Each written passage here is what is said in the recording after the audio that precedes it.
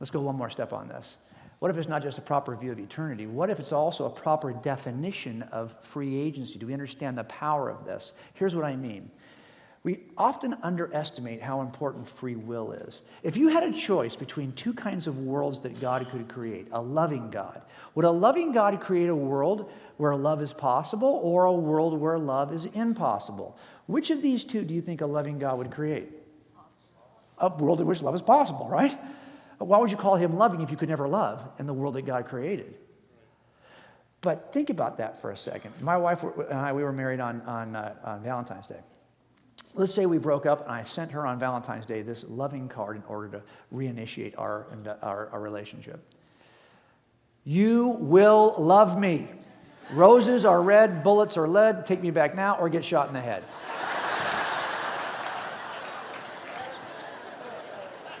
I know she's going to run right back to me, right, and want to get back in that relationship, right?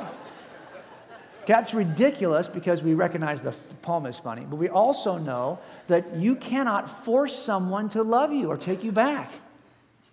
It turns out that genuine love requires you to have the free agency necessary to do it freely. If you were programmed to love, that would not really be love.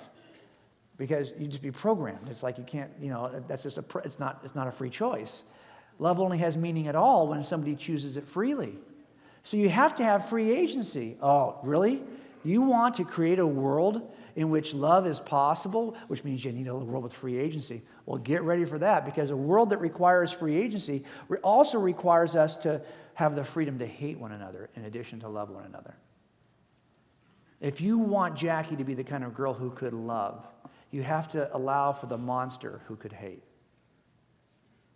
Now, that makes some sense given that our lives are eternal. And they're not judged by whether we have a good day, a bad day, or a good year, or a good life, or a bad life on this temporal planet. They are eternal. But you can see the problem here. The problem is this is a dangerous world, a world in which love is possible. Now, I'll tell you this. An evil God would throw this knife at you and wouldn't tell you how to catch it by the handle or the blade. That is not what God does. God gives you this dangerous world and gives you a set of guidelines so you will not abuse your freedoms. He's given you the freedoms and the instruction manual. Now, you might ignore the instruction manual and abuse your freedoms, but that's not God doing that. An evil God wouldn't give you the instruction manual. A good God gives you the instruction manual. You might still reject it because he wants love to be genuine. You might love God's word, but it's not because you're wired to love God's word. In fact, you're rebellious. You're a fallen mess. When you choose to love God's word, you must really love it because it's so counterintuitive, isn't it?